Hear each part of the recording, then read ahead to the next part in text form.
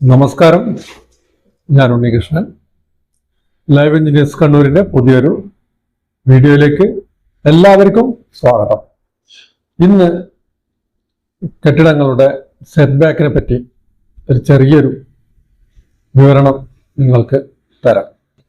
വ്യത്യസ്ത ഉപയോഗ ഗണത്തിന് കീഴിലെ കെട്ടിടങ്ങൾക്കുള്ള ഏറ്റവും കുറഞ്ഞതും ശരാശരിയുമായ സെറ്റ് ബാക്കുകളെ പറ്റിയാണ് പറഞ്ഞത്.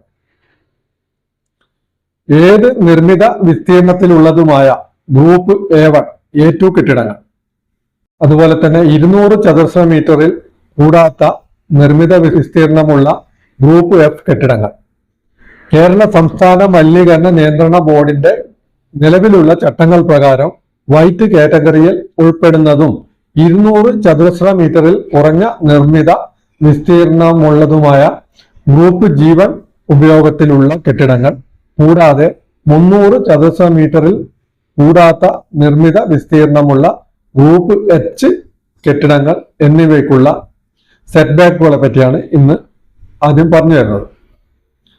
ശരാശരി മുൻവശം മീറ്ററിൽ 3 മീറ്റർ മതിയാകും. മുൻവശം ചുരുങ്ങിയത് 1.8 മീറ്റർ വേണം. പിറകുവശം ശരാശരി 1.5 മീറ്റർ മതിയാകും. പിറകുവശം മിനിമം, അതായത് ചുരുങ്ങിയത് 1 മീറ്റർ വേണം. വശങ്ങൾ 1 മീറ്റർ വേണം ചുരുങ്ങിയത്.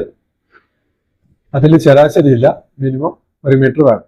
അത് വശം 1ഉം വശം 2ഉം ഓരോ മീറ്റർ തന്നെ നിർബന്ധമായിട്ടും വേണം.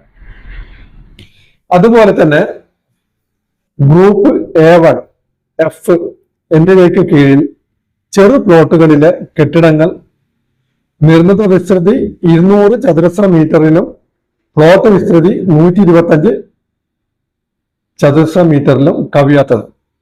അതിന് ശരാശരി മുൻവശം 1.8 മീറ്റർ മതിയാവും.